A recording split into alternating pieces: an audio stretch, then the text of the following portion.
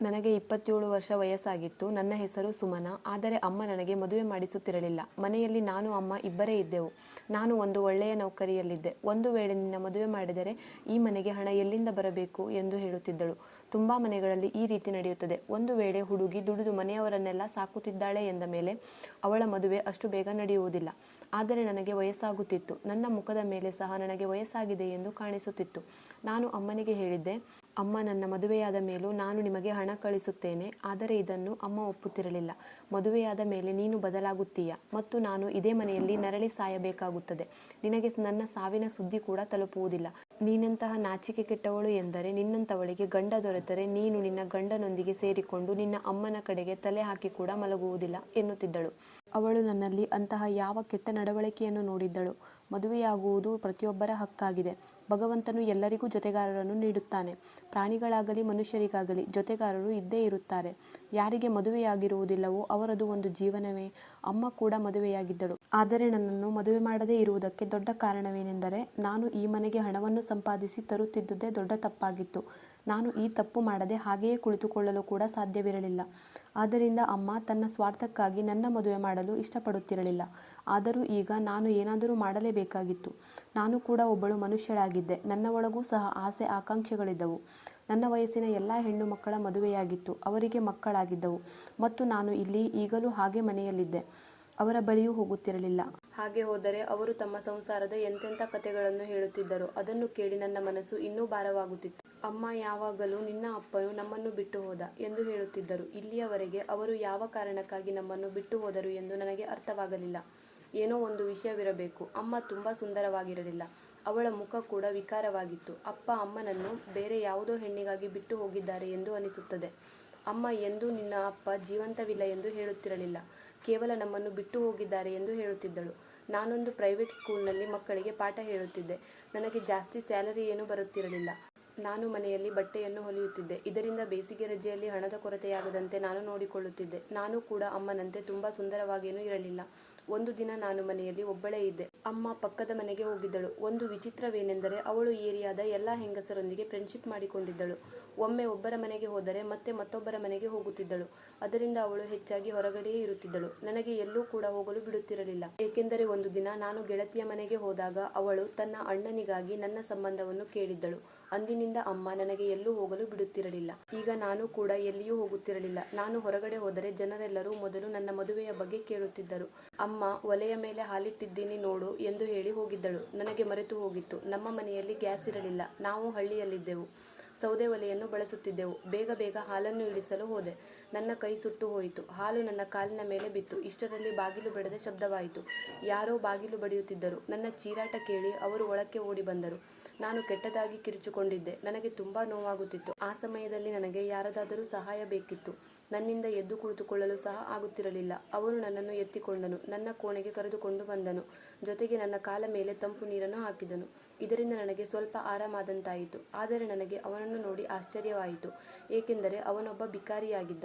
ಆದರೆ ಅವನನ್ನು ಭಿಕ್ಷುಕ ಎಂದು ಕರೆಯುವುದು ಅಷ್ಟೊಂದು ಯೋಗ್ಯವಲ್ಲ. ಏಕೆಂದರೆ ಅವನ ಮುಖಚಹರೆ ತುಂಬಾ ಚೆನ್ನಾಗಿತ್ತು. ಅವನೊಬ್ಬ ಕಟ್ಟುಮಸ್ತಾದ ವ್ಯಕ್ತಿಯಾಗಿದ್ದನು. ಅಷ್ಟೇ ಸ್ವಲ್ಪ ಕಪ್ಪು ಕೊಳಕಾಗಿರುವಂತೆ ತೋರುತ್ತಿದ್ದನು. ಬಡವರಲ್ಲಿ ಎಲ್ಲರೂ ತುಂಬ ಸುಂದರವಾಗೇನೂ ಇರುವುದಿಲ್ಲ. ಅಥವಾ ಶ್ರೀಮಂತರೂ ಕೂಡ ಎಲ್ಲರೂ ಸುಂದರವಾಗಿರುವುದಿಲ್ಲ. ಒಂದು ವೇಳೆ ಒಳ್ಳೆಯ ಬಟ್ಟೆಯನ್ನು ತೊಡಿಸಿದರೆ ಇವರು ಯಾವ ಹೀರೋಗೂ ಕೂಡ ಕಡಿಮೆ ಇರಲಿಲ್ಲ. ಅವನನ್ನು ನೋಡಿ ಆಕಸ್ಮಿಕವಾಗಿ ನಾನು ಅವನ ಕೈಯನ್ನು ದೂರ ತಳ್ಳಿದೆ ಮತ್ತು ಹೇಳಿದೆ, ಒಳಗಡೆ ಬರಲು ನಿನಗೆಷ್ಟು ಧೈರ್ಯ? ನೀನು ನನ್ನನ್ನು ಹೇಗೆ ಮುಟ್ಟಿದೆ? ಆಗ ಆ ಅಪರಿಚಿತ ಹೇಳಿದ, ನಾನು ಭಿಕ್ಷೆ ಬೇಡಲು ಇಲ್ಲಿಗೆ ಬಂದಿದ್ದೆ. ನೀವು ಕೂಗಾಡುತ್ತಿರುವ ಶಬ್ದ ಕೇಳಿ ನಿಮಗೆ ಸಹಾಯ ಮಾಡಲು ಬಂದೆ. ಈ ಪ್ರಪಂಚದಲ್ಲಿ ಒಳ್ಳೆಯವರಿಗೆ ಕಾಲವಿಲ್ಲ. ಒಂದು ವೇಳೆ ನನ್ನಿಂದ ನಿಮಗೆ ತೊಂದರೆಯಾಗಿದ್ದರೆ ನನ್ನನ್ನು ಕ್ಷಮಿಸಿ. ಬಹುಶಃ ನಾನು ಹೆಚ್ಚಾಗಿ ಮಾತನಾಡಿದೆ. ಆದರೆ ಅವನು ನನಗೆ ಸಹಾಯ ಮಾಡಿದ್ದ. ಒಂದು ವೇಳೆ ಅವನು ಸರಿಯಾದ ಸಮಯಕ್ಕೆ ಬರದಿದ್ದರೆ ನಾನು ಹಾಗೆ ಬಿದ್ದುಕೊಳ್ಳಬೇಕಾಗಿತ್ತು. ಏಕೆಂದರೆ ನನ್ನ ಕಾಲುಗಳು ಸುಟ್ಟು ಹೋಗಿದ್ದವು. ಆ ಕ್ಷಣದಲ್ಲಿ ನನಗೆ ಎದ್ದುಕೊಳ್ಳಲು ಕೂಡ ಆಗಲಿಲ್ಲ. ನಾನು ಅವನಿಗೆ ಕೇಳಿದೆ, ನೀನೇಕೆ ಭಿಕ್ಷೆ ಬೇಡುತ್ತಿದ್ದೀಯಾ? ನಿನಗೆ ಹಸಿವೆಯಾಗಿದೆಯೇನು ಎಂದಾಗ ಅವನು ಹೇಳಿದ, ಹೌದು, ನನಗೆ ತುಂಬ ಹಸಿವಾಗಿದೆ. ನಾನು 2 ದಿನಗಳಿಂದ ಊಟ ಮಾಡಿಲ್ಲ. ಆಗ ನಾನು ಹೇಳಿದೆ, ಸರಿ, ನೀನು ಇಲ್ಲೇ ಕುಳಿತುಕೋ, ನಾನು ನಿನಗಾಗಿ ಊಟ ತರುತ್ತೇನೆ ಎಂದು ಹೇಳಿ ಒಂದು ಬಾಕ್ಸ್ನಲ್ಲಿ 2 ರೊಟ್ಟಿ ಮತ್ತು ಸ್ವಲ್ಪ ಪಲ್ಯ ಹಾಕಿ ಅವನ ಕೈಗಿಟ್ಟೆ. ಈ ಹಿಂದೆ ಯಾರೂ ನನಗೆ ಈ ರೀತಿ ಸತ್ಕಾರವನ್ನು ಮಾಡಿರಲಿಲ್ಲ. ನಾನು ಭಿಕ್ಷುಕ ಆದಾಗಿನಿಂದಲೂ ಜನರ ಎಂತೆಂಥ ಮಾತುಗಳನ್ನು ಕೇಳಿದ್ದೇನೆ. ಅವರ ನಡವಳಿಕೆಗಳನ್ನು ಕಣ್ಣಾರೆ ನೋಡಿದ್ದೇನೆ, ಅನುಭವಿಸಿದ್ದೇನೆ. ಮನುಷ್ಯತ್ವದ ಮೇಲೆ ನನಗೆ ವಿಶ್ವಾಸವೇ ಹೊರಟು ಹೋಗಿತ್ತು. ಎಂದು ಹೇಳುತ್ತಾ ಅವನು ನನಗೆ ವಿಶ್ವಾಸದಿಂದ ಹಾರೈಸಿದನು. ನಿಮಗೆ ತುಂಬ ಧನ್ಯವಾದಗಳು ಎಂದು ಹೇಳಿದಾಗ ನಾನು ಹೇಳಿದೆ, ಪರವಾಗಿಲ್ಲ, ನಿನ್ನಿಂದಲೂ ನನಗೆ ತುಂಬ ಉಪಕಾರವಾಗಿದೆ ಎಂದಾಗ ಅವನು ಹೇಳಿದ, ಹೌದು, ನೀವು ಕಷ್ಟದಲ್ಲಿ ಸಿಕ್ಕಿ ಹಾಕಿಕೊಂಡಿರುವುದನ್ನು ನೋಡಿ ನಾನು ಹೇಗೆ ಸುಮ್ಮನಿರಲು ಸಾಧ್ಯ? ನೀವು ತುಂಬ ಸುಂದರವಾಗಿದ್ದೀರಿ. ಎಲ್ಲಕ್ಕಿಂತ ಹೆಚ್ಚಾಗಿ ನಿಮ್ಮ ಕಾಲುಗಳು ಸುಂದರವಾಗಿದೆ. ದುಃಖದ ವಿಷಯವೇನೆಂದರೆ ಅವು ಸುಟ್ಟು ಹೋಗಿವೆ. ಇಂದಿನವರೆಗೂ ಯಾರೊಬ್ಬರೂ ನನ್ನನ್ನು ಇಷ್ಟೊಂದು ಹೊಗಳಿರಲಿಲ್ಲ. ನಾನು ಯೌವನಕ್ಕೆ ಕಾಲಿಟ್ಟಾಗ ಕೆಲವರು ನನ್ನ ಕಡೆ ನೋಡುತ್ತಿದ್ದರು, ಆದರೆ ಯಾರೂ ಹೀಗೆ ಕಾಲಿನ ಸೌಂದರ್ಯವನ್ನು ಹೊಗಳುವುದಿಲ್ಲ. ಏಕೆಂದರೆ ಕಾಲುಗಳು ನಮ್ಮ ದೇಹದ ಯಾವ ಭಾಗದಲ್ಲಿರುತ್ತವೆ ಎಂದರೆ ಅವುಗಳ ಬಗ್ಗೆ ಯಾರೂ ಗಮನ ನೀಡುವುದಿಲ್ಲ. ಅವನು ನನ್ನನ್ನು ತುಂಬ ಹೊಗಳಿದ. ಅವನ ಹೊಗಳುವಿಕೆಯಿಂದ ನನಗೆ ಖುಷಿಯಾಯಿತು. ಆಗ ಅವನು ಹೇಳಿದ, ನನ್ನ ಜೊತೆ ಒಬ್ಬ ವಯಸ್ಸಾದ ಮುದುಕ ಕೂಡ ಭಿಕ್ಷೆ ಬೇಡುತ್ತಾನೆ. ಒಮ್ಮೊಮ್ಮೆ ಅವನು ಸುಟ್ಟಗಾಯಕ್ಕೆ ಹಚ್ಚುವ ಮುಲಾಮು ಕೂಡ ಮಾರಾಟ ಮಾಡುತ್ತಾನೆ. ನಾನು ಅದನ್ನು ನಿಮಗೆ ತರುತ್ತೇನೆ. ಅದನ್ನು ನಿಮ್ಮ ಸುಟ್ಟಗಾಯಕ್ಕೆ ಹಚ್ಚುವುದರಿಂದ ತಕ್ಷಣ ಕಡಿಮೆಯಾಗುತ್ತದೆ. ಸರಿ, ಆದರೆ ನಾಳೆ ಇದೇ ಸಮಯಕ್ಕೆ ಬರಬೇಕು, ಏಕೆಂದರೆ ಅಮ್ಮ ಈ ಸಮಯದಲ್ಲಿ ಮನೆಯಲ್ಲಿ ಇರುವುದಿಲ್ಲ. ಒಂದು ವೇಳೆ ಅವಳು ನಾನು ನಿನ್ನ ಜೊತೆ ಇರುವುದನ್ನು ನೋಡಿದರೆ ನಿನಗೆ ಬೈಯಬಹುದು, ನನಗೂ ಸಹ ಬೈಯುತ್ತಾಳೆ. ಅವನು ತನ್ನ ಹೆಸರು ಅಶೋಕ್ ಎಂದು ಹೇಳಿದನು. ನಾನು ಕೂಡ ನನ್ನ ಹೆಸರು ಹೇಳಿದೆ. ಆಗ ಅವನು ಹೇಳಿದನು, ನೀವೇನು ಚಿಂತೆ ಮಾಡಬೇಡಿ, ನಾನು ನಿಮ್ಮನ್ನು ತೊಂದರೆಯಲ್ಲಿ ಸಿಲುಕಿಸುವುದಿಲ್ಲ. ಅವನು ಮಾತನಾಡುತ್ತಿರುವುದನ್ನು ನೋಡಿದರೆ ಅವನು ಬಿಕಾರಿಯಂತೆ ಕಾಣುತ್ತಿರಲಿಲ್ಲ. ಎಷ್ಟೊಂದು ಆರಾಮಾಗಿ ಒಳ್ಳೆಯ ಪದಗಳಲ್ಲಿ ಮಾತನಾಡುತ್ತಿದ್ದನು. ಅವನು ಮಾತನಾಡುವ ರೀತಿ ಹೇಗಿತ್ತೆಂದರೆ ಯಾವುದೋ ಸುಸಂಸ್ಕೃತ ಕುಟುಂಬದವನಂತೆ ತೋರುತ್ತಿದ್ದನು. ಅಂಥ ಕುಟುಂಬದವನಾಗಿಲ್ಲದಿದ್ದರೂ ಅವನು ವಿದ್ಯಾವಂತನಂತೆ ತೋರುತ್ತಿದ್ದ. ಆದರೆ ಅವನು ಓದಿದವನಾಗಿರಲಿಲ್ಲ. ಅವನು ಮಾತನಾಡುವ ರೀತಿಯೇ ಹಾಗಿರಬೇಕು. ಮಾರನೇ ದಿನ ಅವನು ಅದೇ ಸಮಯದಲ್ಲಿ ಬಂದನು. ಜೊತೆಗೆ ಮುಲಾಮನ್ನು ತೆಗೆದುಕೊಂಡು ಬಂದಿದ್ದನು ಮತ್ತು ಹೇಳಿದನು, ನಾನೇ ನಿಮ್ಮ ಗಾಯಕ್ಕೆ ಮುಲಾಮನ್ನು ಹಚ್ಚಲೆ? ಈಗ ಆ ವ್ಯಕ್ತಿ ನನಗೆ ನನ್ನವರಂತೆ ತೋರುತ್ತಿದ್ದನು. ಅವನು ಒಬ್ಬ ಭಿಕ್ಷುಕನಾಗಿದ್ದರೂ ನನ್ನನ್ನು ಎಷ್ಟೊಂದು ಚೆನ್ನಾಗಿ ನೋಡಿಕೊಳ್ಳುತ್ತಿದ್ದ. ಜನರಲ್ಲಿ ಹಣವನ್ನು ಕೇಳುತ್ತಿದ್ದ. ಕೆಲವರು ಅವನಿಗೆ ಹಣ ಕೂಡ ನೀಡುತ್ತಿರಲಿಲ್ಲ. ಭಿಕ್ಷುಕರಿಗೆ ಆತ್ಮಾಭಿಮಾನವೇ ಇರುವುದಿಲ್ಲ. ಅವರನ್ನು ಕೇವಲವಾಗಿ ನಡೆಸಿಕೊಳ್ಳುತ್ತಾರೆ. ಆದರೆ ಈ ವ್ಯಕ್ತಿ ನನಗಾಗಿ ಔಷಧಿಯನ್ನು ತೆಗೆದುಕೊಂಡು ಬಂದಿದ್ದನು. ತನ್ನ ಕೈಯಿಂದಲೇ ನನಗೆ ಔಷಧಿ ಹಚ್ಚುತ್ತಿದ್ದನು. ಬಹುಶಃ ನನ್ನ ಜೀವನದಲ್ಲಿ ಮೊದಲ ಬಾರಿಗೆ ಒಬ್ಬರು ನನ್ನನ್ನು ಈ ರೀತಿ ಚೆನ್ನಾಗಿ ನೋಡಿಕೊಳ್ಳುತ್ತಿದ್ದರು. ಇಂದು ಕೂಡ ನಾನು ಅವನಿಗೆ ಊಟ ಕೊಟ್ಟೆ, ಅಂದರೆ ನನ್ನ ಪಾಲಿನ ಊಟವನ್ನು ಅವನಿಗೆ ನೀಡಿದೆ. ಈಗ ಅವನು ಪ್ರತಿದಿನ ನಮ್ಮ ಮನೆಗೆ ಬರುತ್ತಿದ್ದ. ನಮ್ಮಿಬ್ಬರ ನಡುವೆ ಗೆಳೆತನ ಬೆಳೆಯಿತು. ನಾನು ಅವನ ಗೆಳತಿಯಾಗಲು ಸಮ್ಮತಿಸಿದ್ದೆ. ಹುಡುಗ ಹುಡುಗಿಯರ ನಡುವೆ ಗೆಳೆತನವಾಗಲು ಸಾಧ್ಯವಿಲ್ಲವೇ? ಆದರೆ ನನ್ನ ಮನದಲ್ಲಿ ಅಥವಾ ಅವನ ಮನಸ್ಸಿನಲ್ಲಿ ಆ ರೀತಿಯ ಯಾವುದೇ ಯೋಚನೆಗಳು ಇರಲಿಲ್ಲ. ನಾವು ಪ್ರತಿದಿನ ಭೇಟಿಯಾಗತೊಡಗಿದೆವು. ಅವನೂ ಬರುತ್ತಿದ್ದ. ನಾನು ಅವನಿಗೆ ಊಟ ಕೊಡುತ್ತಿದ್ದೆ. ಒಂದು ವೇಳೆ ನನಗಾಗಿ ಏನನ್ನಾದರೂ ಒಳ್ಳೆಯ ಅಡುಗೆಯನ್ನು ಮಾಡಿದ್ದರೆ ಅದನ್ನು ಕೂಡ ಅವನಿಗೆ ಕೊಡುತ್ತಿದ್ದೆ. ಒಂದು ವೇಳೆ ಅಮ್ಮ ಮನೆಯಲ್ಲಿ ಇರದಿದ್ದರೆ ಅವನನ್ನು ಮನೆಯ ಒಳಗಡೆ ಕರೆಯುತ್ತಿದ್ದೆ. ಇಬ್ಬರು ತುಂಬ ಮಾತನಾಡುತ್ತಿದ್ದೆವು. ನಾವಿಬ್ಬರು ಒಟ್ಟಿಗೆ ಕುಳಿತು ಊಟ ಮಾಡುತ್ತಿದ್ದೆವು. ಆಗ ನಾನು ಅಪ್ಪನ ಕೆಲವು ಹಳೆಯ ಬಟ್ಟೆಗಳನ್ನು ಅವನಿಗೆ ಕೊಟ್ಟೆ. ನಾನು ಹೇಳಿದೆ, ಈ ಬಟ್ಟೆಗಳನ್ನೆಲ್ಲ ತೊಟ್ಟುಕೊಂಡು ಸ್ವಲ್ಪ ನೀಟಾಗಿರು. ಆಗ ಅವನು ಹೇಳಿದ, ಒಂದು ವೇಳೆ ನಾನು ನೀಟಾಗಿದ್ದರೆ ನನಗೆ ಯಾರು ಭಿಕ್ಷೆ ನೀಡುತ್ತಾರೆ? ಆಗ ನಾನು ಹೇಳಿದೆ, ಇದೆಂತ ಮಾತನಾಡುತ್ತಿದ್ದೀಯಾ? ಜನರು ನೀನು ಕೊಳಕಾಗಿದ್ದೀಯಾ ಎಂದು ನಿನಗೆ ಭಿಕ್ಷೆ ನೀಡುತ್ತಾರೆಯೇ? ಈ ಮಾತಿಗೆ ನಾವಿಬ್ಬರೂ ನಗತೊಡಗಿದೆವು. ಅವನ ಮಾತು ಕೇಳುತ್ತಿದ್ದರೆ ಅವನಿಗೆ ಎಲ್ಲ ವಿಷಯದ ಬಗ್ಗೆಯೂ ತುಂಬ ಮಾಹಿತಿ ಇದೆ ಎಂದು ಅನಿಸುತ್ತಿತ್ತು. ಈಗ ನಮ್ಮಿಬ್ಬರ ಗೆಳೆತನ ತುಂಬ ಆಳವಾಗಿ ಬೆಳೆದಿತ್ತು. ಈ ಗೆಳೆತನ ಒಂದು ದಿನ ಪ್ರೀತಿಯಾಗಿ ಬದಲಾಯಿತು. ಅವನು ಕೇಳಿದ, ಇಲ್ಲಿಯವರೆಗೆ ಏಕೆ ನೀನು ಮದುವೆ ಆಗಿಲ್ಲ? ಏನಾಯಿತು? ಒಳ್ಳೆಯ ತಿಳುವಳಿಕೆಯುಳ್ಳ ಹುಡುಗಿಯ ಹಾಗೆ ಕಾಣುತ್ತೀಯಾ? ಆಗ ನಾನು ಹೇಳಿದೆ, ಬರುವ ವರ್ಷ ನನಗೆ 28 ವರ್ಷವಾಗಲಿದೆ. ಆದರೆ ಯಾಕೋ ಗೊತ್ತಿಲ್ಲ, ಅಮ್ಮ ನನಗೆ ಮದುವೆ ಮಾಡುತ್ತಿಲ್ಲ. ಗಂಡಸರು ಮದುವೆ ಮಾಡಿಕೊಂಡು ಮೋಸ ಮಾಡುತ್ತಾರೆ ಮತ್ತು ಅವರು ನಮ್ಮನ್ನು ಬಿಟ್ಟು ಹೋಗುತ್ತಾರೆ. ಮದುವೆ ಎಂಬ ಪದವನ್ನು ನಿನ್ನ ಮನಸ್ಸಿನಿಂದ ತೆಗೆದುಹಾಕು. ಮತ್ತು ನನ್ನ ಅಮ್ಮ ಇವತ್ತಲ್ಲ ನಾಳೆ ಮದುವೆ ಮಾಡೇ ಮಾಡುತ್ತಾಳೆ ಎಂದು ಯಾವತ್ತೂ ಎಣಿಸಬೇಡ. ನಿನಗೆ ಮದುವೆ ಮಾಡುವುದು ನನಗೆ ಇಷ್ಟವಿಲ್ಲ ಎಂದು ಅಮ್ಮ ಹೇಳಿದ್ದಳು. ನನ್ನನ್ನು ಮದುವೆ ಮಾಡುವುದಕ್ಕಾಗಿ ಅಮ್ಮನ ಬಳಿ ಹಣ ಕೂಡ ಇಲ್ಲ. ವರದಕ್ಷಿಣೆಯ ಬಿಡಿಗಾಸನ್ನು ಕೂಡ ಇಲ್ಲಿಯವರೆಗೆ ಕೂಡಿಟ್ಟಿಲ್ಲ. ವರದಕ್ಷಿಣೆ ಇಲ್ಲದೆ ಮದುವೆ ಹೇಗೆ ನಡೆಯುವುದು? ನೀನೇ ಹೇಳು. ಇಂದಿನ ಜನ ಎಷ್ಟು ಕೆಟ್ಟವರಾಗಿದ್ದಾರೆ ಎಂದರೆ ವರದಕ್ಷಿಣೆ ಇಲ್ಲದೆ ಹುಡುಗಿಯನ್ನು ಮದುವೆ ಮಾಡಿಕೊಳ್ಳುವುದಿಲ್ಲ. ಆಗ ಅವನು ಹೇಳಿದ, ಒಳ್ಳೆಯ ಜನರು ಸಹ ಇರುತ್ತಾರೆ. ಅವರು ವರದಕ್ಷಿಣೆಯನ್ನು ತಿರಸ್ಕರಿಸುತ್ತಾರೆ. ಆಗ ನಾನು ಕೇಳಿದೆ, ಅಂಥವರು ಇಂದಿನ ದಿನಗಳಲ್ಲಿ ಎಲ್ಲಿ ಸಿಗುತ್ತಾರೆ? ಆಗ ಅಶೋಕ್ ಹೇಳಿದನು, ನಿನ್ನ ಮುಂದೆ ಕುಳಿತಿದ್ದಾನೆ ಎಂದಾಗ ನಾನು ಹೇಳಿದೆ, ಆದರೆ ನೀನೊಬ್ಬ ಭಿಕ್ಷುಕನಲ್ಲವೇ? ನಿನ್ನೊಂದಿಗೆ ಮದುವೆ ಮಾಡಲು ಎಂದಿಗೂ ಅಮ್ಮ ಒಪ್ಪಿಕೊಳ್ಳುವುದಿಲ್ಲ. ಒಂದು ವೇಳೆ ನೀನು ನನ್ನನ್ನು ಪ್ರೀತಿಸುತ್ತಿದ್ದರೆ ನನ್ನನ್ನು ಮದುವೆ ಮಾಡಿಕೊ ಎನ್ನುವಂತಿತ್ತು ಅವನ ಮಾತು. ನಮ್ಮ ಪ್ರೀತಿ ಒಬ್ಬರನ್ನು ಬಿಟ್ಟು ಒಬ್ಬರು ಇರಲಾರದಷ್ಟು ಗಾಢವಾಗಿ ಏನೂ ಇರಲಿಲ್ಲ. ನನಗೆ ನೀನು ತುಂಬ ಇಷ್ಟ ಆಗಿದ್ದೀಯ ಎಂದು ಅವನು ಹೇಳಿದ್ದ. ನೀನೆಂದರೆ ನನಗೂ ಕೂಡ ಇಷ್ಟ ಎಂದು ನಾನು ಹೇಳಿದ್ದೆ. ಇಷ್ಟೇ. ಆದರೆ ಒಬ್ಬ ಭಿಕ್ಷುಕನನ್ನು ನಾನು ಹೇಗೆ ಮದುವೆಯಾಗಲು ಸಾಧ್ಯ? ಆಗ ಅವನು ಹೇಳಿದ, ಏನು ಯೋಚನೆ ಮಾಡುತ್ತಿದ್ದೀಯಾ? ನನ್ನ ಮಾತನ್ನು ಒಪ್ಪಿಕೊ, ಆನಂತರ ನೀನು ಪಶ್ಚಾತ್ತಾಪ ಪಡಬೇಡ. ನನ್ನ ಮೇಲೆ ಭರವಸೆ ಇಡು, ನೀನು ಪಶ್ಚಾತ್ತಾಪ ಪಡಬೇಡ ಎಂದು ಅವನು ಹೇಗೆ ಹೇಳಲು ಸಾಧ್ಯ? ನಾನು ಒಬ್ಬ ಭಿಕ್ಷುಕನನ್ನು ಮದುವೆಯಾದರೆ ಪಶ್ಚಾತ್ತಾಪ ಪಡಲೇಬೇಕಾಗುವುದು. ಇದಂತೂ 100ಕ್ಕೆ 100 ಸತ್ಯ. ಏಕೆಂದರೆ ಅವನೊಬ್ಬ ಭಿಕ್ಷುಕ. ಅವನು ಜೀವನ ಪೂರ್ತಿ ಭಿಕ್ಷೆ ಬೇಡಿಯೇ ಜೀವನ ನಡೆಸಬೇಕಾಗುತ್ತದೆ. ತನ್ನ ಮನೆಯನ್ನು ಕೂಡ ನಡೆಸಲು ಸಾಧ್ಯವಾಗುವುದಿಲ್ಲ. ನಾನು ಅವನ ಮಾತಿಗೆ ಯಾವುದೇ ಉತ್ತರ ನೀಡಲಿಲ್ಲ.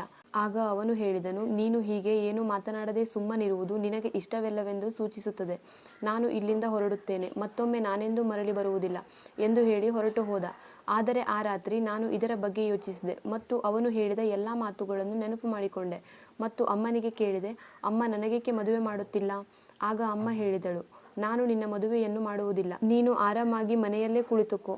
ನಿನ್ನ ಕೆಲಸದ ಮೇಲೆ ಗಮನವಿಡು. ಎಷ್ಟೊಂದು ಕಷ್ಟಪಟ್ಟು ಕೂಲಿ ಮಾಡಿ ನಿನ್ನನ್ನು ಓದಿಸಿದ್ದೇನೆಂದರೆ ಯಾರಾದರೂ ಬಂದು ನಿನ್ನ ಮದುವೆಯಾಗಿ ಕರೆದುಕೊಂಡು ಹೋಗಲಿ ಎಂದಲ್ಲ. ಗಂಡಸರನ್ನು ಹೇಗೆ ನಂಬುವುದು? ಇವರಿಗೆ ಯಾರ ಮೇಲೂ ಕರುಣೆ ಇರುವುದಿಲ್ಲ. ಆಗ ನಾನು ಅಮ್ಮನಿಗೆ ಕೇಳಿದೆ, ಜಗತ್ತಿನಲ್ಲಿ ಎಲ್ಲ ಗಂಡಸರು ಒಂದೇ ರೀತಿ ಇರುತ್ತಾರೆಯೇ? ನಿನ್ನ ಅಪ್ಪ ಕೂಡ ಹೀಗೇ ಇದ್ದ. ನಿನ್ನ ಅಪ್ಪ ಇದೇ ರೀತಿ ವಿಶ್ವಾಸದ್ರೋಹವೆಸಗಿ ನಮ್ಮನ್ನು ಬಿಟ್ಟು ಹೊರಟು ಹೋದರು. ಅಮ್ಮ, ಜಗತ್ತಿನಲ್ಲಿ ಒಳ್ಳೆಯ ಗಂಡಸರು ಇರುವುದೇ ಇಲ್ಲವೇ? ಆಗ ಅಮ್ಮ ಹೇಳಿದಳು, ಹೌದು, ಒಳ್ಳೆಯ ಗಂಡಸರು ಇರುತ್ತಾರೆ. ಆದರೆ ಎಲ್ಲರಿಗೂ ಒಳ್ಳೆಯ ಅದೃಷ್ಟ ಇರುವುದಿಲ್ಲ. ಹೆಣ್ಣು ಮಕ್ಕಳ ಅದೃಷ್ಟ ಅವಳ ಅಮ್ಮನ ಮೇಲೆ ಅವಲಂಬಿತವಾಗಿರುತ್ತದೆ ಎಂದು ಹೇಳುತ್ತಾರೆ. ನಿನ್ನ ಅಮ್ಮನೂ ಕೂಡ ನತದೃಷ್ಟೇ ಅಲ್ಲವೇ? ನೀನು ಕೂಡ ಹಾಗೆ. ಅದಕ್ಕಾಗಿ ನೀನು ಈ ವಿಷಯದ ಬಗ್ಗೆ ಯೋಚಿಸುವುದನ್ನು ನಿಲ್ಲಿಸು.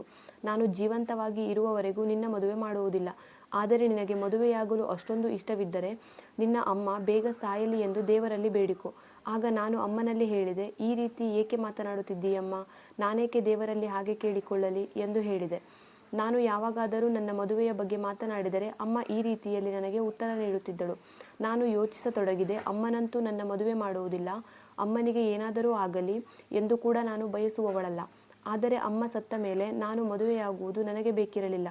2 ದಿನಗಳವರೆಗೆ ಅಶೋಕ್ ನಮ್ಮ ಮನೆ ಬಳಿಯೂ ಸುಳಿಯಲಿಲ್ಲ. ನಾನು ತುಂಬ ಚಿಂತೆಗೊಳಗಾದೆ. ನನಗೇಕೋ ಗೊತ್ತಿಲ್ಲ, ಅವನ ಎಲ್ಲ ಮಾತುಗಳು ನೆನಪಾಗತೊಡಗಿದವು. ಅವನ ಮಾತಿನಲ್ಲಿ ಅವನಿಗೆ ಆತ್ಮವಿಶ್ವಾಸವಿತ್ತು. ನನ್ನನ್ನು ತುಂಬ ಪ್ರೀತಿಸುತ್ತಿದ್ದನು. ಮತ್ತೆ ನಾನು ಯೋಚಿಸತೊಡಗಿದೆ, ಯಾರೂ ನನ್ನನ್ನು ಇಷ್ಟೊಂದು ಪ್ರೀತಿಸಿರಲಿಲ್ಲ. ಮತ್ತೆ ಮುಂದೆಂದಾದರೂ ಒಬ್ಬ ಶ್ರೀಮಂತ ಒಳ್ಳೆಯ ಹುಡುಗ ನನ್ನನ್ನು ಮದುವೆಯಾಗುತ್ತಾನೆಯೇ?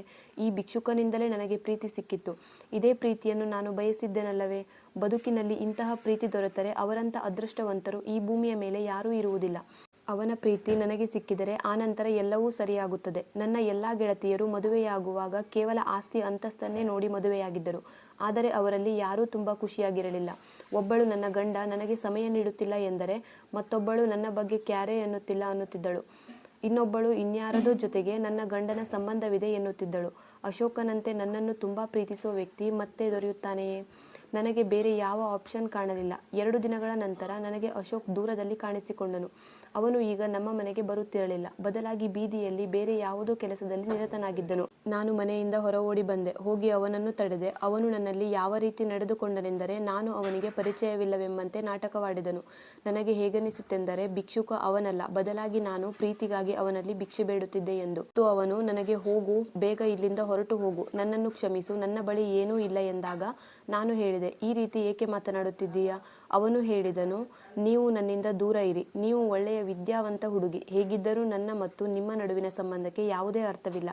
ಆಗ ನಾನು ಹೇಳಿದೆ, ನಿನಗೆ ನನ್ನ ಮೇಲೆ ತುಂಬ ಕೋಪ ಬಂದಿರಬೇಕು. ನೀನು ನನಗೆ ಯೋಚಿಸಲು ಸಮಯ ಕೊಡು. ಆಗ ಅವನು ನನ್ನನ್ನು ಆಶ್ಚರ್ಯಚಕಿತನಾಗಿ ನೋಡಿದನು. ಆಗ ನಾನು ಹೇಳಿದೆ, ನಿನ್ನನ್ನು ಮದುವೆ ಮಾಡಿಕೊಳ್ಳಲು ನಾನು ತಯಾರಾಗಿದ್ದೇನೆ. ಆದರೆ ನನ್ನದೊಂದು ಷರತ್ತಿದೆ. ನೀನು ಯಾವಾಗಲೂ ನನ್ನನ್ನು ಖುಷಿಯಾಗಿರುವಂತೆ ನೋಡಿಕೊಳ್ಳಬೇಕು. ಯಾವಾಗಲೂ ನನ್ನನ್ನೇ ಪ್ರೀತಿಸಬೇಕು. ಯಾವಾಗಲೂ ಬದಲಾಗಬಾರದು ಎಂದೆ. ಆಗ ಅವನು ಹೇಳಿದನು, ನಾನೆಂದೂ ಬದಲಾಗುವುದಿಲ್ಲ. ಹೇಗಿದ್ದರೂ ನಾನು ನಿಮ್ಮನ್ನು ತುಂಬ ಪ್ರೀತಿಸುತ್ತಿದ್ದೇನೆ ಎಂದನು. ಆಗ ನಾನು ಅಮ್ಮನಿಂದ ಕದ್ದು ಮುಚ್ಚಿ ಈ ಭಿಕ್ಷುಕನೊಂದಿಗೆ ನನ್ನ ಮದುವೆ ಮಾಡಿಕೊಂಡೆ. ಈಗ ಆ ಭಿಕ್ಷುಕ ನನ್ನ ಗಂಡನಾಗಿದ್ದ. ಪ್ರತಿದಿನ ಅವನು ನಮ್ಮ ಮನೆಗೆ ಭಿಕ್ಷೆ ಬೇಡಲು ಬರುತ್ತಿದ್ದ. ನಾನು ಅವನಿಗೆ ಊಟ ನೀಡುತ್ತಿದ್ದೆ. ಒಮ್ಮೊಮ್ಮೆ ಅವನಿಗೆ ಬಟ್ಟೆಗಳನ್ನು ಕೊಡುತ್ತಿದ್ದೆ. ಮತ್ತೊಮ್ಮೆ ಅಲ್ಪ ಸ್ವಲ್ಪ ಹಣವನ್ನು ಕೂಡ ನೀಡುತ್ತಿದ್ದೆ. ನಾನು ನೌಕರಿ ಮಾಡುತ್ತಿದ್ದೇನೆ. ಸ್ವಲ್ಪ ಹಣವನ್ನು ಕೊಡುತ್ತೇನೆ, ತೆಗೆದುಕೊಂಡು ಹೋಗು. ಯಾವುದಾದರೂ ಸಣ್ಣ ಪುಟ್ಟ ವ್ಯಾಪಾರ ಮಾಡೋಣ. ಮುಂದೆ ಒಂದು ಪುಟ್ಟ ಮನೆಯನ್ನು ಕಟ್ಟಿಕೊಳ್ಳೋಣ. ಏಕೆಂದರೆ ನಾವಿಬ್ಬರೂ ಸರಿಯಾಗಿ ಮಾತನಾಡಲು ಸಾಧ್ಯವಾಗುತ್ತಿರಲಿಲ್ಲ. ಒಂದೇ ಮನೆಯಲ್ಲಿ ಇರಲು ಸಾಧ್ಯವಿರಲಿಲ್ಲ. ಅಷ್ಟಕ್ಕೂ ಅವನು ನನ್ನ ಗಂಡನಾಗಿದ್ದ. ಹೀಗೆ ದೂರದಿಂದಲೇ ಒಬ್ಬರನ್ನೊಬ್ಬರು ನೋಡುವುದು ಮತ್ತು ಹೀಗೆ ಮದುವೆಯಾಗಿ ಒಬ್ಬರಿಗೊಬ್ಬರು ದೂರ ಇರುವುದು ಇದೊಂದು ನನಗೆ ವಿಚಿತ್ರವಾಗಿ ತೋರುತ್ತಿತ್ತು. ಮದುವೆಯಾಗುತ್ತಿದ್ದಂತೆ ನಮ್ಮ ಮನಸ್ಥಿತಿಯೂ ಕೂಡ ಬದಲಾಗಿ ಹೋಗುತ್ತದೆ. ನನಗೂ ಸಹ ಹೀಗೆ ಆಗಿತ್ತು ಮತ್ತು ಅಶೋಕನಿಗೂ ಹೀಗೆ ಆಗುತ್ತಿತ್ತು. ಆದರೆ ಒಂದು ದಿನ ನಡೆದ ಘಟನೆಯ ಬಗ್ಗೆ ನಾನು ದಂಗಾಗಿ ಹೋದೆ. ಆ ದಿನ ಅಶೋಕ್ ಮನೆಗೆ ಬಂದನು ಮತ್ತು ತನ್ನ ಚೀಲದಿಂದ ಕೆಲವೊಂದು ನೋಟುಗಳನ್ನು ಹೊರತೆಗೆದು ನನಗೆ ನೀಡಿದನು. ಅದನ್ನು ನೋಡಿ ನಿಂತ ನೆಲವೇ ಕುಸಿದಂತಾಯಿತು. ಅದರಲ್ಲಿ 500 ರೂಪಾಯಿಯ ನೋಟುಗಳಿದ್ದವು. ಆಗ ನಾನು ತಕ್ಷಣ ಕೇಳಿದೆ, ಇದನ್ನು ಎಲ್ಲಿಂದ ತಂದಿರಿ ಎಂದಾಗ ಅವನು ಹೇಳಿದನು, ಇಂದಿನಿಂದ ನೀನು ನನಗೆ ಹಣ ಕೊಡುವ ಅವಶ್ಯಕತೆ ಇಲ್ಲ. ಬದಲಾಗಿ ನಾನೇ ನಿನಗೆ ಹಣ ಕೊಡುತ್ತೇನೆ. ನಾನು ಎಲ್ಲಿಂದ ತಂದಿದ್ದೇನೆ ಎಂದು ಈಗ ಮಾತ್ರ ಕೇಳಬೇಡ. ಆದರೆ ಪ್ರತಿದಿನ ನಾನು ಇದೇ ರೀತಿ ಹಣವನ್ನು ತಂದು ನಿನಗೆ ಕೊಡುತ್ತೇನೆ. ನೀನು ಪ್ರತಿದಿನ ಈ ಹಣವನ್ನು ಕೂಡಿಡು ಮತ್ತು ನಿನ್ನ ಮದುವೆಯ ವರದಕ್ಷಿಣೆಗಾಗಿ ಇದನ್ನು ಜೋಪಾನವಾಗಿ ಇಟ್ಟುಕೋ. ಏಕೆಂದರೆ ಈ ವರದಕ್ಷಿಣೆಯ ಹಣ ನಾಳೆ ನಮ್ಮ ಕೆಲಸಕ್ಕೆ ಬರುತ್ತದೆ. ನೀನು ಏನನ್ನು ಖರೀದಿಸಬೇಕೋ ಅದೆಲ್ಲವನ್ನು ಖರೀದಿಸು. ನಮಗೆ ಅವಶ್ಯಕತೆ ಇರುವ ಟಿವಿ, ಫ್ರಿಡ್ಜ್, ಫರ್ನಿಚರ್ಸ್ ಇದೆಲ್ಲವನ್ನು ಖರೀದಿಸಿ ಇಟ್ಟುಕೋ. ಒಂದು ವೇಳೆ ಇನ್ನೂ ಹಣ ಉಳಿದಿದ್ದರೆ ಅದನ್ನು ನಿನ್ನ ಬಳಿ ಜೋಪಾನವಾಗಿ ಇಟ್ಟುಕೋ. ಆಗ ನಾನು ಅವನಲ್ಲಿ ಕೇಳಿದೆ, ನೀನು ಯಾವುದೇ ಕೆಟ್ಟ ಕೆಲಸ ಮಾಡುತ್ತಿಲ್ಲ ತಾನೇ ಎಂದಾಗ ಅವನು ಹೇಳಿದನು, ನಾನೊಬ್ಬ ಭಿಕ್ಷುಕ. ಇದಕ್ಕಿಂತಲೂ ಕೆಟ್ಟ ಕೆಲಸ ಬೇರೇನಿದೆ? ನೀನು ಚಿಂತೆ ಮಾಡಬೇಡ. ನಾನು ಯಾವುದೇ ಕೆಟ್ಟ ಕೆಲಸ ಮಾಡುತ್ತಿಲ್ಲ. ಅವನು ಪ್ರತಿದಿನ ತುಂಬ ಹಣವನ್ನು ತರುತ್ತಿದ್ದನು. ಒಂದು ದಿನ ಅಮ್ಮ ಅವರನ್ನು ನೋಡಿದಳು. ಮತ್ತೆ ಹೇಳಿದಳು, ನಿನಗೆ ಮಾಡಲು ಬೇರೆ ಕೆಲಸ ಇಲ್ಲವೇ? ಪ್ರತಿದಿನ ಇದೇ ಮನೆಗೆ ಭಿಕ್ಷೆ ಬೇಡಲು ಬರುತ್ತೀಯಲ್ಲ. ನಾವು ತುಂಬ ಶ್ರೀಮಂತರೆಂದು ಯಾರಾದರೂ ನಿನಗೆ ಹೇಳಿದ್ದರೆ ನಾವು ನೀನು ತಿಳಿದುಕೊಂಡಿರುವ ಹಾಗೆ ಶ್ರೀಮಂತರಲ್ಲ. ನಮ್ಮ ಬಳಿ ಏನೂ ಇಲ್ಲ. ಕ್ಷಮಿಸು, ಇಲ್ಲಿಂದ ಹೊರಟು ಹೋಗು. ಆ ದಿನ ಚಿಕ್ಕಮ್ಮ ಕೂಡ ನಮ್ಮ ಮನೆಯಲ್ಲಿದ್ದಳು. ನಾನು ಅವರ ಮುಂದೆ ಏನೂ ಹೇಳಲು ಸಾಧ್ಯವಿರಲಿಲ್ಲ. ಅಶೋಕನು ಕೂಡ ಅಲ್ಲಿಂದ ಬಾಯಿ ಮುಚ್ಚಿಕೊಂಡು ಹೊರಟು ಹೋದನು. ಆದರೆ ನನಗೆ ತುಂಬ ಬೇಜಾರಾಯಿತು. ನೀವು ಯಾರನ್ನು ಭಿಕ್ಷುಕನೆಂದು ತಿಳಿದುಕೊಂಡಿದ್ದೀರೋ ಅವನು ನನ್ನ ಗಂಡ ಎಂದು ನಾನು ಅವರಿಗೆ ಹೇಗೆ ಹೇಳಲಿ? ಅಶೋಕ್ ಅಲ್ಲಿಂದ ಹೊರಟು ಹೋದ ಮೇಲೆ ನನ್ನ ಚಿಕ್ಕಮ್ಮ ಹೇಳಿದ ಆ ಮಾತಿಗೆ ನನ್ನ ತಲೆಯ ಮೇಲೆ ಆಕಾಶವೇ ಕಳಚಿ ಬಿದ್ದ ಹಾಗೆ ಆಯಿತು. ನನ್ನ ಚಿಕ್ಕಮ್ಮ ಹೇಳಿದಳು, ನಿನ್ನ ಮಗಳು ದೊಡ್ಡವಳಾಗುತ್ತಿದ್ದಾಳೆ. ಇವಳಿಗೆ ಎಷ್ಟೊಂದು ವಯಸ್ಸಾಗಿದೆ ಎಂದರೆ ಇಲ್ಲಿಯವರೆಗೆ ಇವಳಿಗೆ ಯಾವುದೇ ಸಂಬಂಧ ಕೂಡ ಬಂದಿಲ್ಲ. ಇವಳಿಗಾಗಿ ನಾನು ಏನಾದರೂ ಮಾಡಲೇಬೇಕು. ಆಗ ಅಮ್ಮ ಹೇಳಿದಳು, ನೀನೇನು ಮಾಡುತ್ತೀಯಾ? ನನಗೂ ಸ್ವಲ್ಪ ಹೇಳು ಎನ್ನುತ್ತಾ ಇಬ್ಬರು ಅಕ್ಕ ತಂಗಿಯರು ಜೋರಾಗಿ ನಗುತ್ತಾ ಮಾತನಾಡುತ್ತಿದ್ದರು. ಆಗ ಚಿಕ್ಕಮ್ಮ ಹೇಳಿದರು, ಇವಳ ಮದುವೆಯನ್ನು ನನ್ನ ದೊಡ್ಡ ಮೈದುನನೊಂದಿಗೆ ಮಾಡಿಸಿಬಿಡು ಎಂದಾಗ ನನ್ನ ಅಮ್ಮನ ಕೈಯಲ್ಲಿದ್ದ ತರಕಾರಿಯ ಪಾತ್ರೆ ಕೆಳಕ್ಕೆ ಬಿತ್ತು. ಅಮ್ಮ ಹೇಳಿದಳು, ನಿನಗೆ ನಾಚಿಕೆಯಾಗುವುದಿಲ್ಲವೇ? ನಿನ್ನ ವಯಸ್ಸಾದ ಆ ಮೈದುನನಿಗೆ ನನ್ನ ಈ ಚಿಕ್ಕ ಹುಡುಗಿಯು ಬೇಕಾಗಿತ್ತೇನು? ಅವನು ಸ್ವತಃ ತನ್ನ ಮೊದಲ ಹೆಂಡತಿಗೆ ವಿಚ್ಛೇದನ ನೀಡಿದ್ದಾನೆ ಮತ್ತು ಈಗಲೂ ಕೂಡ ಅವಳ ಹಾಗೂ ಮಕ್ಕಳ ಖರ್ಚು ವೆಚ್ಚಗಳನ್ನು ನೋಡಿಕೊಳ್ಳುತ್ತಿದ್ದಾನೆ. ಆಗ ಚಿಕ್ಕಮ್ಮ ಹೇಳಿದಳು, ನಿನಗೇನಾಗಿದೆ? ನಿನ್ನ ಮಗಳಲ್ಲಿ ಅಂತಹದ್ದು ಏನಿದೆ? ನೋಡಲು ಚೆನ್ನಾಗಿಲ್ಲ. ಕೇವಲ BA ಡಿಗ್ರಿ ಮಾಡಿದ್ದಾಳೆ. ಅದರಿಂದ ಏನಾಗುತ್ತದೆ? ತಿಂಗಳಿಗೆ 10 ರಿಂದ 15 ಸಾವಿರ ದುಡಿಯುತ್ತಿರಬಹುದು. ನಿನಗೆ ಇಷ್ಟೊಂದು ಒಳ್ಳೆಯ ಸಂಬಂಧವನ್ನು ತೆಗೆದುಕೊಂಡು ಬಂದಿದ್ದೇನೆ. ಅವನ ಮೊದಲ ಹೆಂಡತಿ ತುಂಬ ಅಹಂಕಾರಿಯಾಗಿದ್ದಳು. ಅವಳ ಆ ಸ್ವಭಾವಕ್ಕೆ ವಿಚ್ಛೇದನ ಕೊಡದೆ ಮತ್ತೇನು ಮಾಡಬೇಕಿತ್ತು? ಆದರೆ ಇವಳಂತೂ ನಮ್ಮ ಮನೆಯ ಹುಡುಗಿ. ಒಂದು ಮನೆಯಿಂದ ಹೊರಟು ಬಂದರೆ ಮತ್ತೊಂದು ಮನೆಗೆ ಹೋಗುತ್ತಾಳೆ. ಗಂಡನ ಮನೆ ಎಂದರೆ ಅವಳಿಗೆ ಬೇರೆ ಮನೆಯಂತೆ ಅನಿಸುವುದಿಲ್ಲ. ಅದು ನಮ್ಮ ಮನೆಯ ಹಾಗೆ ಇರುತ್ತದೆ. ನಾನಂತೂ ನಿನ್ನ ತಂಗಿ. ನಿನ್ನ ಮಗಳು ನನ್ನ ತಂಗಿಯಾಗಿ ಆ ಮನೆಗೆ ಬಂದರೆ ನಾನು ಅವಳನ್ನು ತುಂಬ ಚೆನ್ನಾಗಿ ನೋಡಿಕೊಳ್ಳುತ್ತೇನೆ. ಅಮ್ಮ ತುಂಬ ಚಿಂತೆಗೊಳಗಾದರು. ಅವರಿಗೆ ತುಂಬ ಸಿಟ್ಟು ಕೂಡ ಬಂತು. ಆದರೆ ಚಿಕ್ಕಮ್ಮ ಹೇಳಿದ ಮಾತಿಗೆ ಈಗ ಅಮ್ಮನೂ ಕೂಡ ಯೋಚಿಸತೊಡಗಿದರು. ಆಗ ಚಿಕ್ಕಮ್ಮ ಹೇಳಿದಳು, ಈ ಮನೆಯನ್ನು ಬಿಟ್ಟು ಬಿಡು. ನೀವು ಬಾಡಿಗೆ ಮನೆಯಲ್ಲಿದ್ದೀರಿ. ಇಬ್ಬರಿಗಾಗಿ ನೀನು ಬಾಡಿಗೆ ನೀಡುತ್ತಿದ್ದೀಯಾ? ನೀನು ಕೂಡ ನಿನ್ನ ಮಗಳ ಜೊತೆ ನಮ್ಮ ಮನೆಗೆ ಬಾ. ನನ್ನ ಗಂಡನೂ ಕೂಡ ಈ ಪ್ರಪಂಚವನ್ನು ಬಿಟ್ಟು ಹೋಗಿದ್ದಾನೆ. ಇದರಿಂದಾಗಿ ನೀವಿಬ್ಬರೂ ಅಲ್ಲೇ ಇರಬಹುದು. ಇದರಿಂದ ನಿನಗೇನು ತೊಂದರೆಯಾಗದು. ನಿನ್ನ ಮಗಳಿಂದ ದೂರ ಇರುವ ಸಂಭವವೂ ಬರುವುದಿಲ್ಲ. ನಮ್ಮ ಮನೆಯಲ್ಲಿ ಟೆರೆಸ್ ಮೇಲೆ ಒಂದು ಕೋಣೆ ಖಾಲಿ ಇದೆ. ಅಲ್ಲಿ ನಿನಗೆ ಇರಲು ವ್ಯವಸ್ಥೆ ಮಾಡುತ್ತೇನೆ. ಮತ್ತು ವರದಕ್ಷಿಣೆ ಅವಶ್ಯಕತೆ ಏನಿದೆ? ಈ ಮನೆಯಲ್ಲಿ ಏನೆಲ್ಲ ಸಾಮಾನುಗಳಿವೆಯೋ ಅದೆಲ್ಲವನ್ನು ಎತ್ತುಕೊಂಡು ಅಲ್ಲಿಗೆ ಬಂದುಬಿಡು. ಚಿಕ್ಕಮ್ಮ ಅಮ್ಮನ ಮೇಲೆ ಎಂಥ ಜಾದು ಮಾಡಿದಳೆಂದರೆ ನನ್ನ ಮದುವೆಯ ನಂತರ ಅಮ್ಮ ಒಂಟಿಯಾಗಿರದಂತೆ, ಒಂದು ಪೈಸೆಯೂ ವರದಕ್ಷಿಣೆ ನೀಡದಂತೆ ಮತ್ತು ಮದುವೆಯನ್ನು ಕೂಡ ಯಾವುದೇ ಷರತ್ತಿಲ್ಲದೆ ಮಾಡಿಕೊಳ್ಳುತ್ತೇನೆಂದು ಭರವಸೆಯನ್ನು ನೀಡಿದಳು. ಅಮ್ಮ ಈಗ ಯೋಚನೆಯಲ್ಲಿ ಮುಳುಗಿದಳು ಮತ್ತು ಮುಗುಳ್ನಕ್ಕಳು. ಈಗ ಬಾಣ ಗುರಿಗೆ ನಾಟಿದೆ ಎಂದು ಚಿಕ್ಕಮ್ಮನಿಗೆ ಅರ್ಥವಾಗಿತ್ತು. ಈಗ ಅವಳ ಗುರಿ ಎಂದೂ ತಪ್ಪುವುದಿಲ್ಲ. ಅವಳು ತನ್ನ ದುಷ್ಟ ಮತ್ತು ಮೋಸಗಾರ ಮೈದುನನಿಗೆ ನನ್ನನ್ನು ಮದುವೆ ಮಾಡಿಕೊಳ್ಳಲು ಪ್ರಯತ್ನಿಸುತ್ತಿದ್ದಳು ಮತ್ತು ಈ ಮದುವೆ ನಡೆಯುವುದರಲ್ಲಿತ್ತು. ಆದರೆ ನನ್ನ ಮದುವೆ ಮೊದಲೇ ಆಗಿದೆ ಎಂದು ನಾನು ಇವರಿಗೆ ಹೇಗೆ ಹೇಳಲಿ? ಒಂದು ಮದುವೆಯಾದ ನಂತರ ಮತ್ತೊಂದು ಮದುವೆಯಾಗಲು ಸಾಧ್ಯವಿರಲಿಲ್ಲ. ಚಿಕ್ಕಮ್ಮ ತನ್ನ ಮನೆಗೆ ಹೊರಟು ಹೋದರು. ನಾನು ಅಮ್ಮನಿಗೆ ಹೇಳಿದೆ, ನಾನು ಮದುವೆ ಮಾಡಿಕೊಳ್ಳಲು ಸಾಧ್ಯವಿಲ್ಲ. ಆಗ ಅಮ್ಮ ಹೇಳಿದಳು, ಹೌದಾ? ಈ ಮೊದಲು ಯಾವಾಗಲೂ ನನ್ನಲ್ಲಿ ನನ್ನ ಮದುವೆ ಮಾಡಿಸು ಎಂದು ಹೇಳುತ್ತಿದ್ದೆ.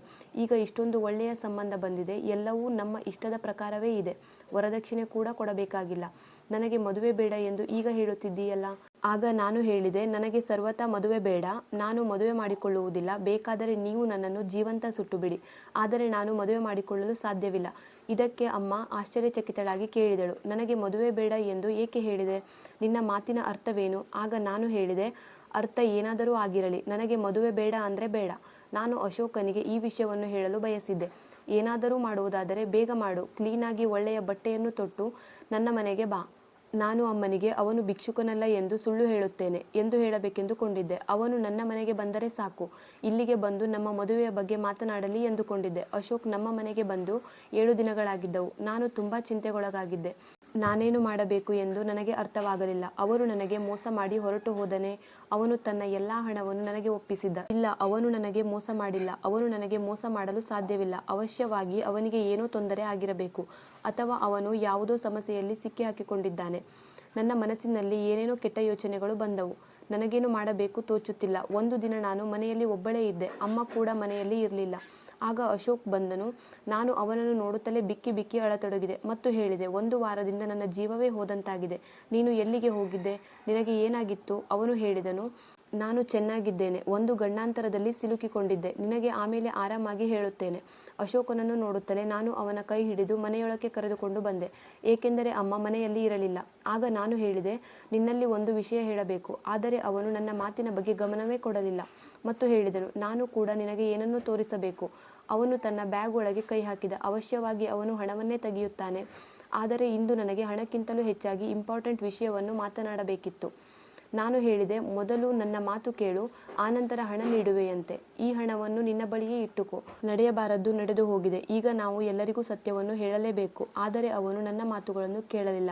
ಆಗ ಅವನು ಬ್ಯಾಗ್ನಿಂದ ಹೊರತೆಗೆದ ವಸ್ತುವನ್ನು ನೋಡಿ ನನಗೆ ನಿಂತ ನೆಲವೇ ಕುಸಿದಂತಾಯಿತು. ಅದನ್ನು ನೋಡುತ್ತಲೇ ನಾನು ಒಂದೇ ಮಾತು ಹೇಳಿದೆ, ನನಗೆ ತಕ್ಷಣ ವಿಚ್ಛೇದನ ಕೊಡು. ಅವನು ನನ್ನ ತಂದೆಯ ಫೋಟೋವನ್ನು ಹೊರತೆಗೆದಿದ್ದ. ಅದರ ಅರ್ಥ ಅವನು ನನ್ನ ಸಹೋದರನಾಗಿದ್ದ. ನಾನು ಅವನೊಂದಿಗೆ ಮದುವೆ ಮಾಡಿಕೊಂಡಿದ್ದೆ. ನನ್ನಿಂದ ಬಹುದೊಡ್ಡ ಪಾಪ ನಡೆದಿತ್ತು. ಇದಕ್ಕೆ ಪರಿಹಾರವೆಂದರೆ ಅವನಿಂದ ವಿಚ್ಛೇದನವನ್ನು ಪಡೆದುಕೊಳ್ಳುವುದು. ನಾನು ವಿಚ್ಛೇದನದ ಮಾತನಾಡಿದಾಗ ಅವನು ಚಿಂತೆಗೊಳಗಾದ ಮತ್ತು ಹೇಳಿದನು, ನೀನು ಹೀಗೇಕೆ ಹೇಳುತ್ತಿದ್ದೀಯಾ ಎಂದಾಗ ನಾನು ಹೇಳಿದೆ, ಮತ್ತೇನು ಹೇಳಲಿ, ಇವರು ನನ್ನ ತಂದೆ, ನಾನು ಅವರ ಮಗಳು. ಆಗ ಅಶೋಕ್, ಇಲ್ಲ, ಅವರು ನನ್ನ ತಂದೆ, ನಿನ್ನ ತಂದೆಯಲ್ಲ ಎಂದು ಹೇಳಿದನು. ಆಗ ನಾನು ಹೇಳಿದೆ, ಹೌದು, ಇವರು ನನ್ನ ತಂದೆ, ನಾನು ಅವರ ಸಂತಾನವೇ. ನನಗೇನು ಮಾಡಬೇಕು ತೋಚುತ್ತಿರಲಿಲ್ಲ. ನಾನು ಪೂರ್ಣ ಬೆವತು ಹೋದೆ. ನನ್ನ ಹೃದಯ ಬಡಿತ ಜೋರಾಗಿತ್ತು. ನನ್ನ ಮೈಯೆಲ್ಲ ನಡುಗುತ್ತಿತ್ತು. ಅಶೋಕನ ಪರಿಸ್ಥಿತಿಯೂ ಕೂಡ ಇದೇ ಆಗಿತ್ತು. ನಾವಿಬ್ಬರೂ ಸಹೋದರ ಸಹೋದರಿಯರಾಗಿದ್ದೆವು. ನಾನು ತುಂಬ ಜೋರಾಗಿ ಅಳುತ್ತಿದ್ದೆ. ಆಗ ಅಶೋಕ್ ಹೇಳಿದನು, ನನ್ನ ಜೊತೆ ಬಾ ಎಂದು ನನ್ನನ್ನು ನನ್ನ ತಂದೆಯ ಬಳಿ ಕರೆದುಕೊಂಡು ಹೋದನು. ನಾನು ನನ್ನ ತಂದೆಯನ್ನು ನೋಡಿ ಅವರನ್ನು ಅಪ್ಪಿಕೊಳ್ಳಲು ಹೋದೆ. ಆದರೆ ನನ್ನ ತಂದೆ ಅಲ್ಲಿಂದಲೇ ಕೈ ತೋರಿಸಿ ನಾನು ಅರ್ಧಕ್ಕೆ ನಿಲ್ಲುವಂತೆ ಮಾಡಿದರು ಮತ್ತು ಹೇಳಿದರು, ಈ ಹುಡುಗಿಯನ್ನು ಈಗಲೇ ಇಲ್ಲಿಂದ ಕರೆದುಕೊಂಡು ಹೋಗು ಎಂದರು. ಅಶೋಕ್ ಭಿಕ್ಷುಕನಾಗಿರಲಿಲ್ಲ. ಬದಲಾಗಿ ಅವನು ಭಿಕ್ಷುಕನಾಗಿ ನಾಟಕವಾಡುತ್ತಿದ್ದ. ಅವನು ಒಬ್ಬ ಪ್ರೈವೇಟ್ ಬೇಹುಗಾರನಾಗಿದ್ದ. ಒಂದು ಒಳ್ಳೆ ಸುಸಂಸ್ಕೃತ ಮನೆಯಲ್ಲಿ ವಾಸ ಮಾಡುತ್ತಿದ್ದ. ನಾನು ಅಪ್ಪನಲ್ಲಿ ಹೇಳಿದೆ, ನಾನು ನಿಮ್ಮನ್ನು ನೋಡಿ ತುಂಬ ಭಾವುಕಳಾಗಿದ್ದೇನೆ. ನಾನು ನಿಮ್ಮ ಮಗಳು. ಆಗ ಅಪ್ಪ ಹೇಳಿದರು, ಮಗಳು? ನೀನು ಯಾರ ಮಗಳು? ನೀನು ನನ್ನ ಮಗಳ ಹಾಗೆ ಕಾಣಿಸುತ್ತಿಲ್ಲವಲ್ಲ. ನೀನು ನನ್ನ ಮಗಳಲ್ಲ. ಆಗ ನಾನು ಹೇಳಿದೆ, ನಾನು ನಿಮ್ಮ ಮಗಳು. ನೀವು ನನ್ನನ್ನು ಮತ್ತು ಅಮ್ಮನನ್ನು ಬಿಟ್ಟು ಬಂದಿದ್ದೀರಿ. ಇಲ್ಲಿ ದೊಡ್ಡ ಮನೆಯಲ್ಲಿ ವಾಸ ಮಾಡುತ್ತಿದ್ದೀರಿ. ನಾವು ಒಂದು ಚಿಕ್ಕ ಮನೆಯಲ್ಲಿ 2 ಹೊತ್ತಿನ ಊಟಕ್ಕಾಗಿ ಕಷ್ಟಪಡುತ್ತಿದ್ದೇವೆ. ನಿಮಗೆ ನಮ್ಮ ಬಗ್ಗೆ ಸ್ವಲ್ಪವೂ ಕಾಳಜಿ ಇಲ್ಲ ಎಂದಾಗ ಅಪ್ಪ ಹೇಳಿದ, ಆ ಸತ್ಯದಿಂದ ನನಗೆ ಆಕಾಶವೇ ತಲೆಯ ಮೇಲೆ ಕಳಚಿ ಬಿದ್ದ ಹಾಗೆ ಆಯಿತು. ನಿನ್ನ ಅಮ್ಮ ನಾನು ಮದುವೆಯಾಗುವ ಹುಡುಗಿಯಾಗಿದ್ದಳು. ನಾವಿಬ್ಬರು ತುಂಬ ಪ್ರೀತಿಸುತ್ತಿದ್ದೆವು. ಆದರೆ ಮದುವೆಗೆ ಮೊದಲು ಅವಳು ಗರ್ಭವತಿಯಾಗಿದ್ದಾಳೆ ಎಂದು ನನಗೆ ತಿಳಿಯಿತು. ಅವಳ ಹೊಟ್ಟೆಯಲ್ಲಿ ಬೇರೆ ಯಾರದೋ ಮಗುವಿದೆ ಎಂದು ನನಗೆ ಗೊತ್ತಾಯಿತು. ನನ್ನ ಜೊತೆ ಮದುವೆ ಫಿಕ್ಸ್ ಆಗುವ ಮೊದಲೇ ಅವಳಿಗೆ ಮತ್ತೊಬ್ಬ ಹುಡುಗನೊಂದಿಗೆ ಸಂಬಂಧವಿತ್ತು. ನನಗೆ ಮೋಸ ಮಾಡಿದಳು. ಆದ್ದರಿಂದ ಎಂದಿಗೂ ನಾನು ಅವಳನ್ನು ಮದುವೆಯಾಗಿರಲಿಲ್ಲ ಮತ್ತು ಅವಳಿಗೆ ನೀನು ನಿನ್ನ ದಾರಿ ನೋಡಿಕೋ ಎಂದು ಹೇಳಿ ನನ್ನ ದಾರಿಯಲ್ಲಿ ನಾನು ಹೊರಟು ಬಂದಿದ್ದೆ. ನಾನು ಅವಳ ಕಡೆಗೆ ಎಂದಿಗೂ ತಿರುಗಿ ನೋಡಲಿಲ್ಲ. ನೀನು ಅವಳ ಮಗಳಾಗಿರಬಹುದು, ಆದರೆ ನಾನು ನಿನ್ನ ತಂದೆಯಲ್ಲ. ನಾನು ಆ ಹಳ್ಳಿಯನ್ನು ಬಿಟ್ಟು ಈ ಸಿಟಿಗೆ ಬಂದೆ. ಇಲ್ಲಿ ಬೇರೆ ಮದುವೆಯಾದೆ. ಇವನು ನನ್ನ ಮಗ ಅಶೋಕ್. ಇವನೊಬ್ಬ ಬೇಹುಗಾರ. ಆದ್ದರಿಂದ ಅಲ್ಲಿ ಅವನು ಒಬ್ಬ ಭಿಕ್ಷುಕನಾಗಿ ತನ್ನ ಕೆಲಸ ಮಾಡುತ್ತಿದ್ದನು. ಅವನು ಒಂದು ಹುಡುಗಿಯನ್ನು ಪ್ರೀತಿಸುತ್ತಿದ್ದಾನೆ ಮತ್ತು ಅವಳನ್ನೇ ಮದುವೆ ಮಾಡಿಕೊಂಡಿದ್ದಾನೆ ಎಂದು ನನಗೆ ಮೊದಲೇ ತಿಳಿಸಿದ್ದನು. ಆದರೆ ಆ ಹುಡುಗಿ ನೀನಾಗಿದ್ದರೆ ನಾನೆಂದೂ ನಿನ್ನನ್ನು ನಮ್ಮ ಮನೆಯ ಸೊಸೆಯನ್ನಾಗಿ ಒಪ್ಪಿಕೊಳ್ಳುವುದಿಲ್ಲ. ಏಕೆಂದರೆ ಅಮ್ಮ ಹೇಗಿರುತ್ತಾಳೋ ನೀನು ಅವಳ ಮಗಳು. ನೀನು ಕೂಡ ಹಾಗೆ ಮಾಡಬಹುದು. ನಾನು ಈಗಲೂ ಆ ಶಾಕ್ನಿಂದ ಹೊರಗೆ ಬಂದಿಲ್ಲ. ಆಗ ನನ್ನ ಗಂಡ ಹೇಳಿದನು, ಅಪ್ಪಾಜಿ, ಆ ರೀತಿ ಏನೂ ಇಲ್ಲ. ನಾನು ಈ ಹುಡುಗಿಯನ್ನು ನನ್ನ ಪ್ರಾಣಕ್ಕಿಂತಲೂ ಹೆಚ್ಚಾಗಿ ಪ್ರೀತಿಸುತ್ತೇನೆ. ಆಗ ಅಪ್ಪಾಜಿ ಹೇಳಿದರು, ಒಂದು ಹುಡುಗಿ ಭಿಕ್ಷುಕನೊಂದಿಗೆ ಮದುವೆಯಾಗುತ್ತಾಳೆ ಎಂದರೆ ಅವಳು ಏನನ್ನಾದರೂ ಮಾಡಬಹುದು. ಮನೆಗೆ ಬಂದ ಭಿಕ್ಷುಕನೊಂದಿಗೆ ಮದುವೆಯಾದಳೆಂದರೆ ನಾಳೆ ನಮ್ಮ ಮನೆಯಲ್ಲಿ ಏನು ಮಾಡಬಹುದು? ಆಗ ಅಶೋಕ್ ಹೇಳಿದರು, ಅಪ್ಪಾಜಿ, ನೀವು ಈ ವಿಷಯವನ್ನು ಬೇರೆ ಆ್ಯಂಗಲ್ನಲ್ಲಿ ನೋಡುತ್ತಿದ್ದೀರಾ. ನಾನು ಅದೇ ಆ್ಯಂಗಲ್ನಲ್ಲಿ ಹೇಳುತ್ತಿದ್ದೇನೆ. ಈ ಹುಡುಗಿ ಒಬ್ಬ ಭಿಕ್ಷುಕನನ್ನು ಮದುವೆಯಾಗಿದ್ದಾಳೆ. ಇದರ ಅರ್ಥ ಅವಳಿಗೆ ಹಣ, ಆಸ್ತಿ, ಅಂತಸ್ತು ಇದು ಯಾವುದರ ಬಗ್ಗೆ ಪರಿವೆಯೇ ಇಲ್ಲ. ಅವಳಿಗೆ ನನ್ನ ಮೇಲೆ ಪ್ರೀತಿ ಇತ್ತು. ಒಂದು ವೇಳೆ ನೀವು ಇವಳನ್ನು ಸೊಸೆಯಾಗಿ ಸ್ವೀಕರಿಸುವುದಿಲ್ಲ ಎಂದಾದರೆ ನಾನು ಮನೆಯನ್ನು ಬಿಟ್ಟು ಹೋಗುತ್ತೇನೆ. ಹೀಗೆ ಅಪ್ಪ ಮಗನ ನಡುವೆ ಜಗಳ ಶುರುವಾಯಿತು. ನಾನು ನನ್ನದೇ ದುಃಖದಲ್ಲಿ ಮುಳುಗಿ ಹೋಗಿದ್ದೆ. ಮರಳಿ ಮನೆಗೆ ಬಂದೆ. ಅಶೋಕ್ ಹೇಳಿದ, ನಾನು ಹೇಗಾದರೂ ಅಪ್ಪನನ್ನು ಒಪ್ಪಿಸಿ ನಿಮ್ಮ ಮನೆಗೆ ಸಂಬಂಧ ಕೇಳಿಕೊಂಡು ಬರುತ್ತೇನೆ. ನಾನು ಶಾಸ್ತ್ರೋಕ್ತವಾಗಿ ನಿನ್ನನ್ನು ಮದುವೆ ಮಾಡಿಕೊಂಡು ನನ್ನ ಮನೆಗೆ ಕರೆದುಕೊಂಡು ಬರುತ್ತೇನೆ. ನಾನು ಅಮ್ಮನಿಗೆ ಎಲ್ಲ ವಿಷಯವನ್ನು ಹೇಳಿದೆ. ಅಮ್ಮ ನನ್ನ ಕೆನ್ನೆಗೊಂದು ಬಾರಿಸಿದರು ಮತ್ತು ಹೇಳಿದರು, ನಿನಗೆ ನಾಚಿಕೆ ಆಗುವುದಿಲ್ಲವೇ? ನೀನು ನನ್ನ ಬೆನ್ನ ಹಿಂದೆಯೇ ಇದೆಲ್ಲವನ್ನು ಮಾಡಿದ್ದೀಯಾ? ಆಗ ನಾನು ಅಮ್ಮನಿಗೆ ಎಲ್ಲ ಸತ್ಯವನ್ನು ತಿಳಿದವಳ ಹಾಗೆ ಹೇಳಿದೆ. ನೀನು ಕೂಡ ಇದನ್ನೇ ಮಾಡಿದ್ದೀರಿ ಅಲ್ವಾ ಎಂದಾಗ ಅಮ್ಮ ತಲೆ ತಗ್ಗಿಸಿದಳು. ನಾನು ಅಮ್ಮನಿಗೆ ಹೇಳಿದೆ, ಇಡೀ ಜೀವನ ನೀವು ನನಗೆ ಸುಳ್ಳು ಹೇಳುತ್ತಾ ಬಂದಿದ್ದೀರಿ. ಅಪ್ಪ ನಮ್ಮನ್ನು ಬಿಟ್ಟು ಹೋದರು ಎಂದು ಹೇಳುತ್ತಾ ಬಂದೆಯಲ್ಲವೇ? ಈಗ ನೀನು ನನ್ನ ನಿಜವಾದ ಅಪ್ಪ ಯಾರೆಂದು ಹೇಳು. ಅಮ್ಮ ಹೇಳಿದಳು, ಅವರು ಈಗ ಈ ಪ್ರಪಂಚದಲ್ಲಿ ಇಲ್ಲ. ಆಗ ನಾನು ಹೇಳಿದೆ, ನಾನು ನಿನ್ನಂತೆ ಯಾವುದೇ ಕೆಟ್ಟ ಕೆಲಸವನ್ನು ಮಾಡಿಲ್ಲ. ನಾನು ಮದುವೆ ಮಾಡಿಕೊಂಡಿದ್ದೇನೆ. ಅದರಲ್ಲೂ ನಾನು ಪ್ರೀತಿಸಿದವನನ್ನು ನಾನು ಮದುವೆಯಾಗಿದ್ದೇನೆ. ಈಗ ನೀನು ನನ್ನನ್ನು ನನ್ನ ಗಂಡನ ಮನೆಗೆ ಕಳುಹಿಸಿಕೊಡಲೇಬೇಕು. ಈಗ ಅಮ್ಮನಿಗೆ ಏನು ಮಾಡಲು ಸಾಧ್ಯವಿರಲಿಲ್ಲ. ಆದರೆ ನಾನು ಅಮ್ಮನನ್ನು ಬಿಟ್ಟು ಹೋಗಲು ಕೂಡ ಸಾಧ್ಯವಿಲ್ಲ ಮತ್ತು ಗಂಡನ ಮನೆಗೆ ಕರೆದುಕೊಂಡು ಹೋಗಲು ಸಹ ಸಾಧ್ಯವಿರಲಿಲ್ಲ. ಅಲ್ಲಿ ಅವಳ ಮೊದಲ ಪ್ರೇಮಿ ಇದ್ದನು. ನಾನು ಏನು ಮಾಡಬೇಕೋ ನನಗೆ ಅರ್ಥವಾಗಲಿಲ್ಲ. ಆದರೆ ಅಶೋಕ್ ನನ್ನೆಲ್ಲ ಸಮಸ್ಯೆಯನ್ನು ದೂರ ಮಾಡಿದರು. ನಾವು ಬೇರೆಯಾಗಿರೋಣ. ನನಗೆ ಮತ್ತೆ ಇಬ್ಬರು ಸಹೋದರರಿದ್ದಾರೆ. ನೀನು ಜೀವನವಿಡೀ ಅಪ್ಪನಿಂದ ಬಯಸಿಕೊಳ್ಳುವುದು ನನಗೆ ಇಷ್ಟವಿಲ್ಲ. ನಿನ್ನ ಅಮ್ಮ ನಮ್ಮ ಜೊತೆಗೇ ಇರಬಹುದು. ಅಶೋಕ್ ಬೇರೆ ಮನೆ ಮಾಡಿದನು. ನಾವು ಇಲ್ಲಿ ಖುಷಿ ಖುಷಿಯಾಗಿ ಜೀವನ ನಡೆಸುತ್ತಿದ್ದೇವೆ. ಜಗತ್ತಿನ ಎಲ್ಲ ಸವಲತ್ತುಗಳು ನಮ್ಮ ಬಳಿ ಇವೆ. ಆದರೆ ಅಶೋಕ್ ಇಂದಿಗೂ ನನ್ನನ್ನು ಗೌರವಿಸುತ್ತಾನೆ, ಏಕೆಂದರೆ ನಾನು ಅವನು ಭಿಕ್ಷುಕನೆಂದು ತಿಳಿದು ಕೂಡ ಅವನನ್ನು ಮದುವೆಯಾಗಿದ್ದೆ. ನೀನು ನನ್ನನ್ನು ತುಂಬ ಪ್ರೀತಿಸುತ್ತೀಯ, ಅದೇ ನನಗೆ ಹೆಮ್ಮೆಯ ವಿಷಯ ಎಂದನು. ಪ್ರಿಯ ವೀಕ್ಷಕರೇ, ಈ ಕತೆ ನಿಮಗೆ ಇಷ್ಟವಾಗಿದ್ದಲ್ಲಿ ಇದಕ್ಕೊಂದು ಲೈಕ್ ಕೊಡಿ, ಕಮೆಂಟ್ ಮಾಡಿ ಮತ್ತು ಶೇರ್ ಮಾಡಿ, ಸಬ್ಸ್ಕ್ರೈಬ್ ಮಾಡಿ. ಮುಂದಿನ ಕಥೆಯೊಂದಿಗೆ ಮತ್ತೆ ಭೇಟಿಯಾಗೋಣ. ಧನ್ಯವಾದಗಳು.